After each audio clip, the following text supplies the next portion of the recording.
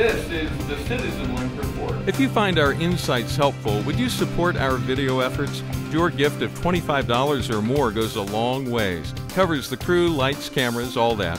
Just click on Donate. Thanks from all of us. Occasionally, people on the other side of the issues reveal what they really think about children and family and life. This is the CitizenLink Report. I'm Stuart Shepard along with Carrie Gordon Earll, who heads up our analyst team here and also keeps track of the life issue for us. Hi, Carrie. Hi, Stuart. We want to start out by showing a little video clip that's getting a lot of conversation going out there. It's a 30-second promotional spot that's running on MSNBC. Listen to this. We have never invested as much in public education as we should have because we've always had kind of a private notion of children. Your kid is yours and totally your responsibility. We haven't had a very collective notion of these are our children. So part of it is we have to break through our kind of private idea that kids belong to their parents or kids belong to their families and recognize that kids belong to whole communities. Once it's everybody's responsibility and not just the households, then we start making better investments. Carrie, what does that reveal about that host in particular and NBC in general? Well, I don't think it's isolated to this host and that cable network. This is a pretty prevalent mindset among the more liberal quadrants in our nation, and that is the idea that your children don't belong to you. Your children belong to the state, they belong to the community, and that we need this collective to raise them.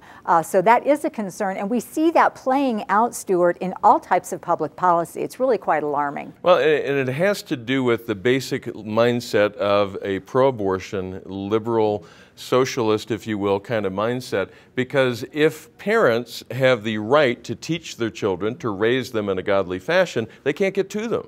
So they have to be able to reach in there and get them either through the public schools or some other path.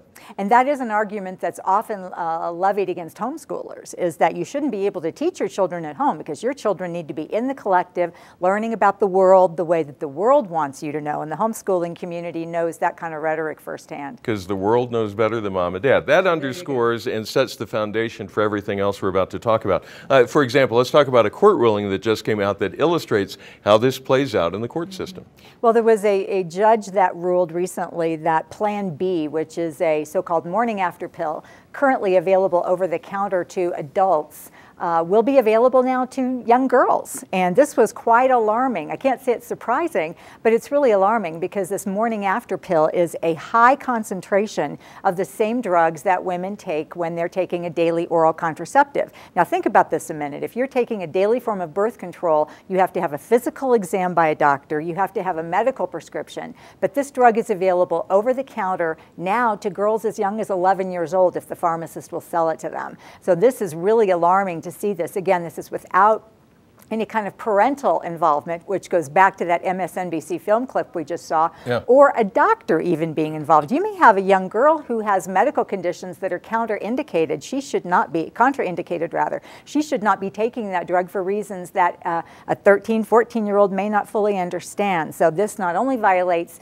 parents' rights, but it may put that child at risk. And we should point out, this was even too far for the Obama administration. They said no to this. They did. In late 2011, this was a decision by Health and Human Services Secretary Kathleen Sebelius, who we've disagreed with many times on this program. But this is one that she got right, and the Obama administration made a good decision. They said, no, we're not going to make this drug available over the counter to young girls.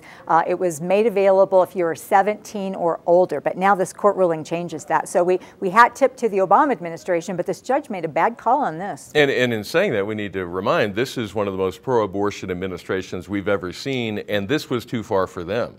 Well, it was, and if this drug sounds familiar, Stuart, this drug is one of those at the core of the HHS mandate debate that we've talked so much about. This is one of the drugs on the list that virtually any employer in the nation must make part of their health care plan, and it is a drug that may cause an early abortion. So it's disconcerting to see that available over the counter, but that is one of the reasons that so many of these groups are fighting and suing the Obama administration over that HHS mandate. Okay, we want to give another example of what we're talking about. This is a committee hearing in the Florida House. They're tossing some piercing questions at a lobbyist for Planned Parenthood, a representative of Planned Parenthood. She appears to me to be a little rattled. She's ducking, she's dodging, she's hemming, she's hawing, she's stopping talking and nodding. You'll see it here in just a moment. Because they're getting to the reality of what she really believes about life.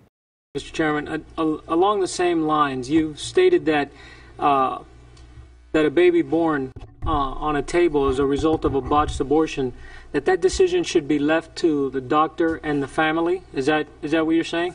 It should.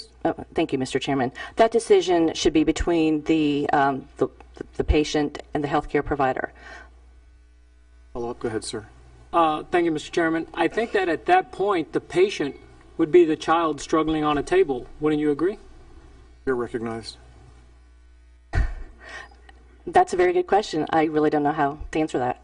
I think, I would be glad to have some more, conversations with you about this. Thank you, Mr. Chairman. Stuart, this is testimony about a bill in Florida that would protect infants who are born alive after a botched abortion. This is similar to a federal law that passed several years ago. It's common sense legislation. If you have a baby that's born, that's breathing, you should be doing everything you can to protect that life. But it was interesting because you could see one of the representatives in that clip, but even before this clip, two other representatives tried to kind of nail down this Planned Parenthood lobbyist to say, well, what are we supposed to do with this baby? Do you just let this baby die? Her standard answer was, well, it's really up to the woman and the doctor. Finally, her healthcare provider. Yeah. And finally, those legislators just got fed up and kind of threw up their hands. But what it shows us is why we need a bright line. Otherwise, you have everybody deciding along the spectrum of life when life begins. I may say 3 months, you may say nine months.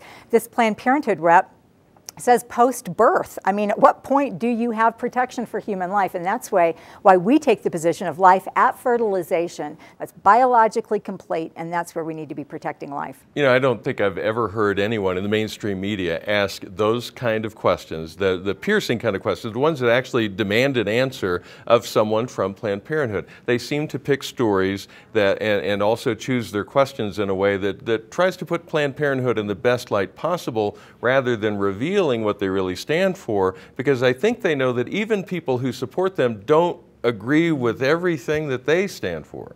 Well, this clip clearly went too far. Not only were the legislators stunned, I think people watching this clip are stunned because it really is insight into how radical Planned Parenthood is. They have so bought into the notion of abortion above everything else that they would allow a baby that has been born after a botched abortion to just die. And remember, Stuart, this is an organization that gets over $500 million of our tax dollars each year. And they can't even say that once a baby's born, it should be protected. That just shows us how absolutely radical Planned Parenthood is. Let's end on a positive note here. What's your encouragement for pro-lifers? How do we take in the messages we get from media and understand them in the proper light? Well, the media, it's really interesting right now because there are so many choices for people. They can watch our program, they can go to YouTube, they can go any number of places. And, this video is making its way virally. Yeah. And so people are seeing it, they're sharing it. And again, when you've got video of someone really being put on the spot like that who can't say, yes, I would protect that life. I think that's some of the best pro-life education we can have is to share a program like this, to share that video clip, and let folks see that really the left has gone too far in this pro-abortion agenda, not only with allowing over-the-counter sale of a powerful drug to young teens, but this Planned Parenthood example as well. And all that to say, so much of the arguments from the other side depend on obfuscation, on choice language, if you will, to cover things up. We're interested in truth. And when the truth comes out, we're happy to share that around and what they really think about life and family and marriage. Absolutely. All right, Carrie, thank you for your insights, and thank you for watching. You may always write to us at mail@citizenlink.com. We do read every message that comes in, and we appreciate hearing from you. We encourage you to pray for our elected officials and also pray for the mainstream media. Pray that they'll ask the tough questions. Pray that they will reveal what is being hidden. And remember, stand tall and be heard.